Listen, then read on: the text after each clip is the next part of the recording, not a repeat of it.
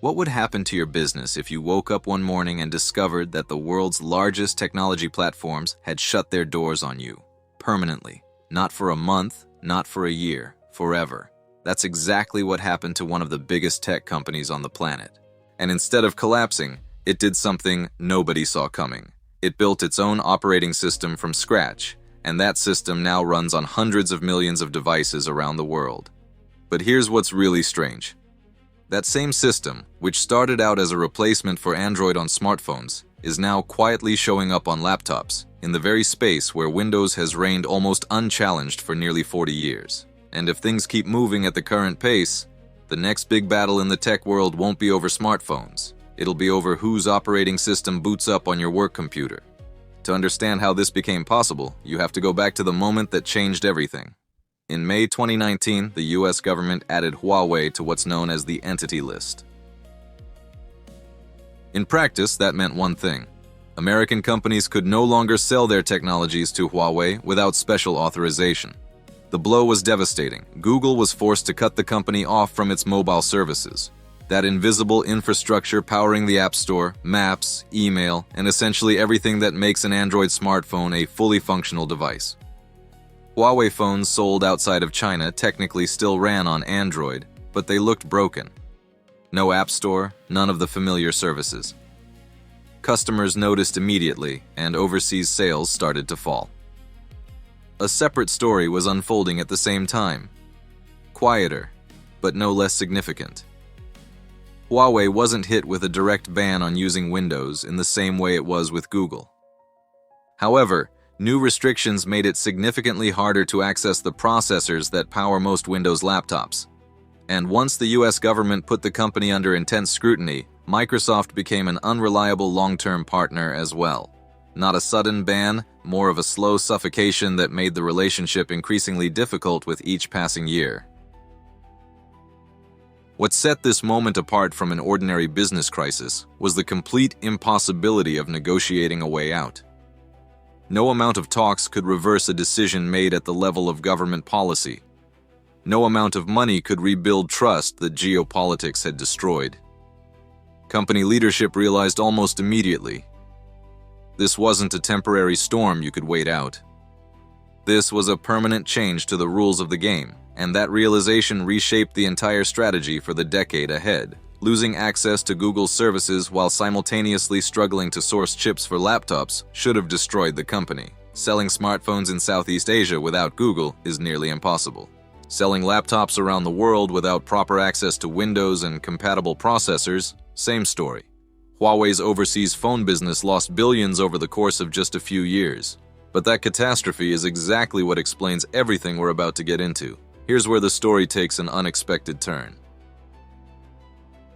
Instead of treating what happened as a disaster to survive, Huawei's leadership and the Chinese government, which was watching closely, saw it as confirmation of a problem they'd been warned about for years. The country's entire tech industry was running on operating systems it didn't own and couldn't control. A single decision made in Washington could wipe out a business built over decades. That's why, 3 months after the sanctions were imposed, Huawei announced it was building its own operating system, Harmony OS. At first, nobody took it seriously. The first version launched on a TV, not a smartphone. When engineers examined the system, they found it was still built on top of open-source Android code, essentially a different name layered over the same platform. Critics called it a rebrand, a political statement dressed up as a product. And at that moment, they were right. But almost nobody outside the company's engineering teams understood the key point. The first version was never meant to be the final product. It was a bridge, and bridges are built to take you somewhere. What followed took 5 years of painstaking engineering work, invisible from the outside. Huawei methodically cut out every piece of code that depended on Android and replaced it with its own. Chinese state media described this approach as self-controllability, owning every layer of your own technology instead of renting it from someone else. That rebuild culminated in 2024 with the release of Harmony OS Next, the version that actually matters. It contains not a single line of open-source Android code, No hidden compatibility layer. It's a fully independent system, built from the ground up and designed to run across smartphones, tablets, laptops, smartwatches, cars, and smart home devices simultaneously on CUS as one cohesive ecosystem, not a collection of disconnected platforms. If that sounds familiar, it's because Apple has been doing something similar for years, tying together the iPhone, Mac, and Apple Watch into one seamless experience. Huawei is trying to pull off the same idea, but at a significantly larger scale and with active government backing. There was a real cost to this decision. When Harmony OS Next dropped the Android compatibility layer, it stopped automatically running older apps. Every developer operating in the Chinese market now has to build a native version of their app specifically for this system, or risk being left out entirely. That's a massive ask, one that would have scared off any company under different circumstances. Huawei made that trade-off deliberately. Staying dependent on Android meant staying just as vulnerable as it was in 2019. Once smartphones and tablets were stabilized on the new platform, the same strategy was pointed at personal computers. And this is where the story stops being just about smartphones. China is the world's largest PC market. For decades, nearly every machine here ran on Windows. But updates, licensing terms, and long-term support for that system are entirely controlled by a single company located far overseas. For Chinese regulators and major government institutions, that increasingly looks like a single point of failure, especially after what happened to Huawei's phone business. Add to that a practical reality. Support for Windows 10 recently ended, pushing a massive number of government agencies and enterprises into a forced upgrade cycle. Beijing is actively encouraging state institutions, banks, and infrastructure operators to use this moment as a reason to switch to domestic alternatives, rather than simply renewing their relationship with Microsoft. That kind of alignment between political pressure and a practical upgrade cycle is rare, and it lines up almost perfectly with everything Huawei has been quietly building for the past 5 years. Huawei has already started shipping laptops running Harmony OS, along with a desktop and office use version of the system, complete with Office software, file systems, and support for standard Office hardware. That sounds boring, but it's exactly what determines whether a business can switch to a new system without breaking all of its workflows. At the same time, Huawei isn't trying to beat Windows everywhere in the world. It may never even try in the US or Europe. The strategy is smarter than that. Win the replacement cycle currently happening inside China, backed by government procurement preferences and a massive domestic market.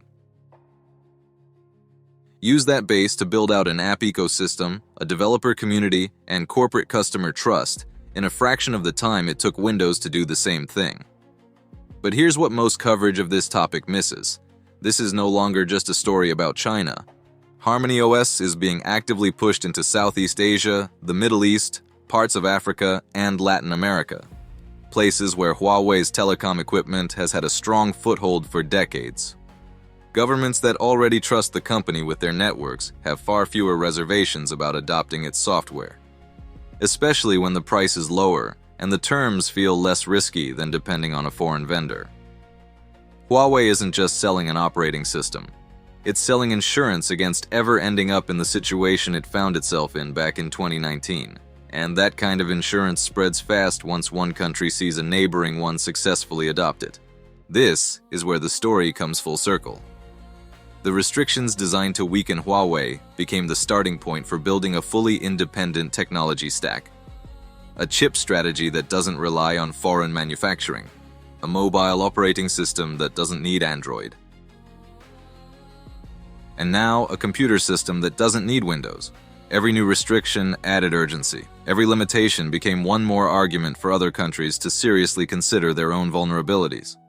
Apple didn't lose ground in China because its phones got worse. It lost ground because a competitor treated an enormous threat as a 5-year engineering problem and solved it. Windows hasn't lost anything yet. The system still runs on the vast majority of computers on the planet, and that's not going to change this year or next. But the exact same playbook that quietly eroded Apple's dominance in one massive market is now being run against Windows DUNs in that same market, with the same government backing and the same patient multi-year approach. The real question isn't whether Harmony OS will replace Windows around the world. It probably won't, at least not in Western countries. The real question is, what happens to the rest of the world's technology choices now that there's a proven alternative sitting on the shelf? One that can't be switched off at someone else's discretion. An alternative that countries tired of depending on a single foreign vendor can finally choose freely. And once that kind of choice exists, it rarely stays confined to one country for long. If you've made it to this point, you now understand something that most people scrolling through headlines never stop to think about. Hit like if this helped you see connections that aren't obvious on the surface. Subscribe so you don't miss the next deep dive, and turn on notifications. And drop a comment below. Do you think Harmony OS has a real shot at expanding beyond China, or will Windows hold onto its dominance? The next video is about what's happening at the chip level underneath all of this.